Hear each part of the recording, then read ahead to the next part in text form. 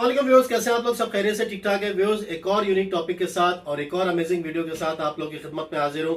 इस वक्त चल रहा है सर्दियों का मौसम और अक्सर और बेशतर लोगों की एड़ियां फट जाती हैं, स्किन उनकी डैमेज हो जाती है। उस हवाले से आज कंप्लीट इन्फॉर्मेशन लेंगे प्रोफेसर साहब से और इंशाल्लाह होम रेमेडी भी पता करेंगे। अस्सलाम वालेकुम। वालेकुम अस्सलाम शरियार साहब, कैसे हैं आप? कैसे ठीक है, हैं? अल्लाह का खैरियत से शुक्र ठीक सर, ठाक? दुआएं आपकी सर। सर इस हवाले से थोड़ा सा गाइड कीजिए। जी अस्सलाम वालेकुम नाज़रीन, कुछ लोगों की एड़ियां फट जाती हैं, स्किन डैमेज हो जाती है। खास तौर पर सर्दियों के मौसम में उनकी एड़ियां इस हद तक फट जाती हैं कि उनका चलना फिरना मुश्किल हो जाता है, यहां तक कि शरियार साहब उनको ब्लड आना शुरू हो जाता है। बाज़ बार मैंने देखा अमूमन खवातीन के ब्लड आना शुरू हो जाता है एड़ियां फटने की वजह से। इस नुस्खे के इस्तेमाल से इंशाल्लाह एड़ियां नरम मुलायम हो जाएंगी, स्किन रिपेयर हो जाएगी और इंतहाई खूबसूरत हो जाएंगी।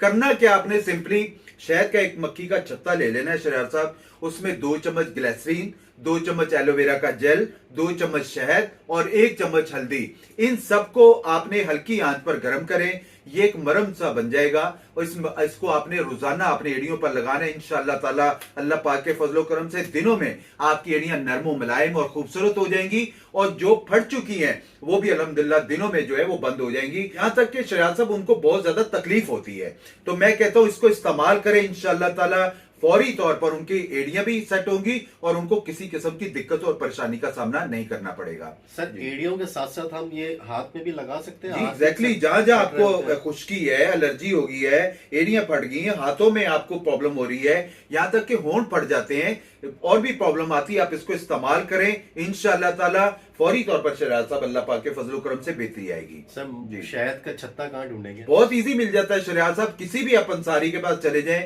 शहद का उनको कह बोले छत्ता दे दें, या शहद वाले के पास भी अमूमन मिल जाता है, कोई इतनी दिक्कत परेशानी नहीं है।